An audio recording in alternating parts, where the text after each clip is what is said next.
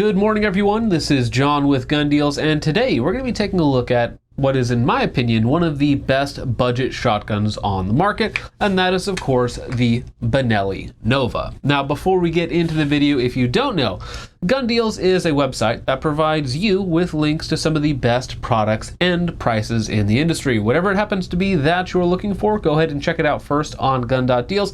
The odds are they have a link to it for the best possible price, and of course, they don't take your money, they don't buy or sell anything, they only point you in the right direction.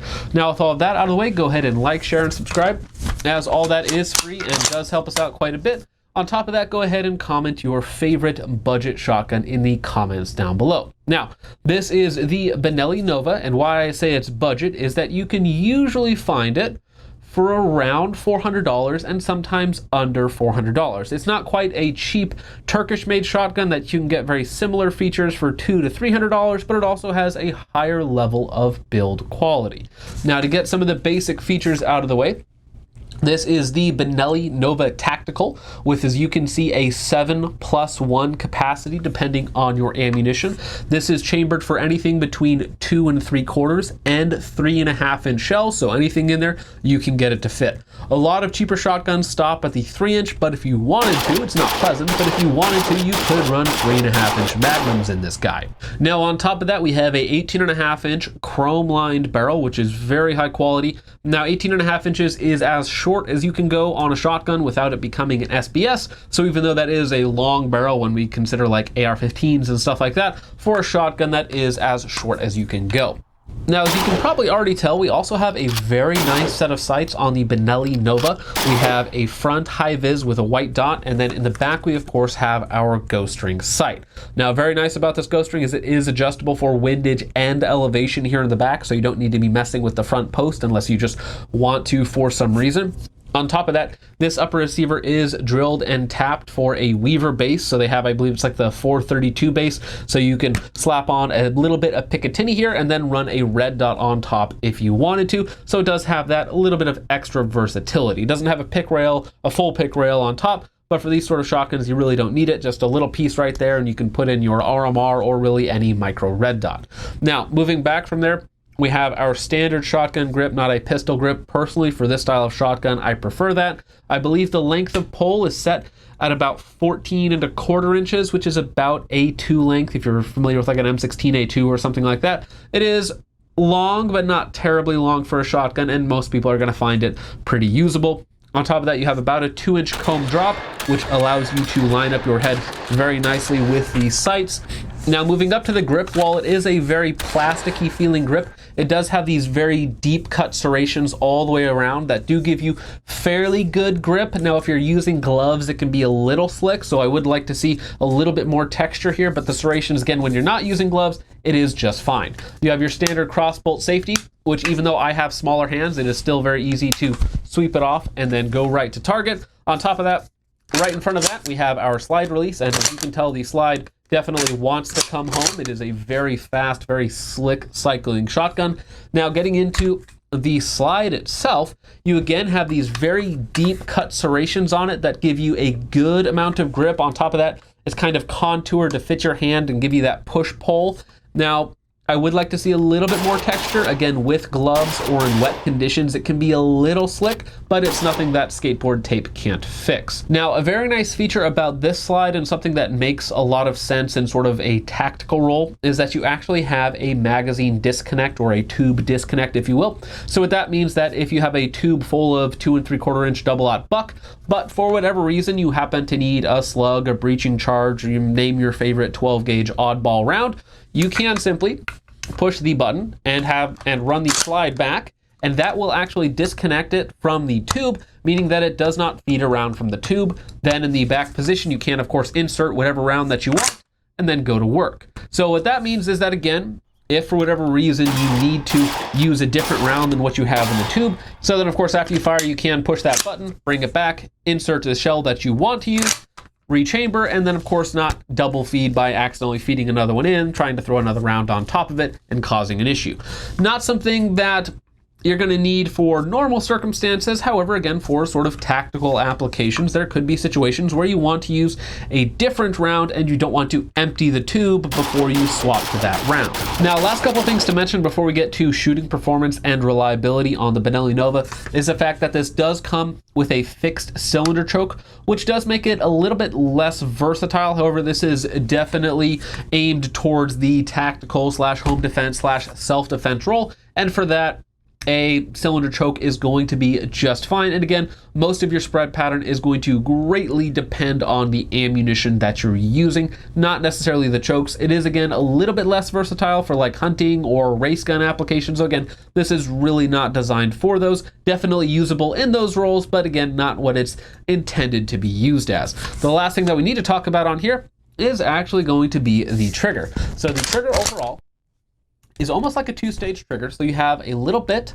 of take up, very, very light, maybe a pound or so. Then you hit a very hard, very defined wall. And you build up pressure, probably about 5 pounds or so. And there's a little bit of creep before it breaks, but it is, again, almost like a two-stage trigger. Definitely what I would consider to be a good trigger, especially for a shotgun.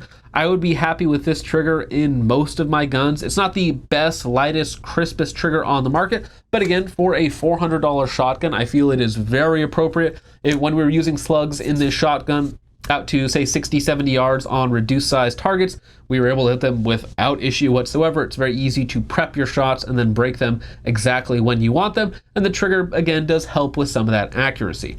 Now, of course, you can take shotguns out further, 100, 200 yards with slugs, though again, that's kind of getting outside of their preferred envelope of operation. Now, as you see the Benelli Nova right now, it comes in at just over 7 pounds. I believe it's 7.1 pounds for a 7+1 capacity pump shotgun. For me personally, that is actually a very good weight. You don't want a 12 gauge shotgun to be super lightweight, like something like 4.5 pounds, something like that. It's going to be a very unpleasant gun to shoot, and especially for a tactical home defense, self-defense style shotgun, you want something that's going to be able to soak up some of that recoil and keep you on target. It still manages to be a fairly decent shooter. Overall, we put a couple hundred rounds, about 100 rounds of 2 3/4 inch birdshot, and then a bunch of double-aught buck and some slugs as well. And through, while it was of course much more pleasant with the birdshot, even with the 2 3/4 inch double-aught buck, it performed just fine. I didn't have any issue keeping it on target. Now, some of that also comes down to the fact that I am personally a fan of ghost ring style sights. Bead sights are perfectly fine and very usable, especially for like speed shooting and other things. I personally just like ghost ring sights. It is definitely a preference. And again, on this one here, you can swap out the rear sight for a micro red dot if that's your jam. I also like micro red dots a lot. I just decided to run this one stock. Now, overall, again, for about $400, reliability, as I should mention, was absolutely perfect. Again, the trigger works very well. The ergonomics of the shotgun are good. There's enough texturing on here. I would like it to be a little more aggressive, though I am someone who likes the most aggressive texturing possible. So for about $400, what you end up with is a fairly basic pump shotgun, but it has good ergonomics, has a good grip and good slide. It has good sights. It has a high quality barrel, chrome lined barrel. It has very good standard capacity of 7+1. It has a good trigger, again, good sights, and the option to swap out the rear for a red dot if you wanted to. So for about $400, I think that this is a very, very good option if you don't want to buy a Turkish shotgun and are still looking for something that provides a high amount of value, performance, reliability, something that you can really depend on. Now, for me personally, I'm not a huge fan of 12 gauge shotguns for like self-defense, home defense, that sort of thing, as I think there are better platforms that provide you higher capability, easier to use, smaller packages as well. That being said, the 12 gauge shotgun is still extremely effective with the right rounds and extremely versatile just by virtue of having such a wide variety of ammunition available on the market. So if you're looking for a budget tactical styled shotgun, this is definitely not just a, hunting shotgun. There are better shotguns for that sort of thing, but for a tactical home defense, self-defense style of shotgun, if you're looking for something under $500 that has most of the features you could want, this is going to be a very good option. The other one that we looked at a few months ago was the Winchester SXP Extreme Defender. That one there is about the same price, but it's made in Turkey versus Made in Italy, had a little bit more features than this, but this one here has a better standard capacity of 7+1, and out of the box, I wouldn't change anything on it. So overall, from where I'm at right now, I think that this is a very good budget shotgun. It does all of the 12 gauge shotgun things that you would want. It's a pump action, seems to be very reliable, has been at least for me. 7+1 standard capacity, good trigger, good sights. Not too much to complain about for, again, that $400 mark. So with all that out of the way, guys, let me know what you guys think of the Benelli Nova in the comments down below. If there's other budget shotguns that are better than it or something else that I should check out, kind of in that same genre, go ahead and let me know in the comments down below. But with all that out of the way, guys, thank you so much for watching. I hope you all enjoyed. I will see you in the next one. Peace off.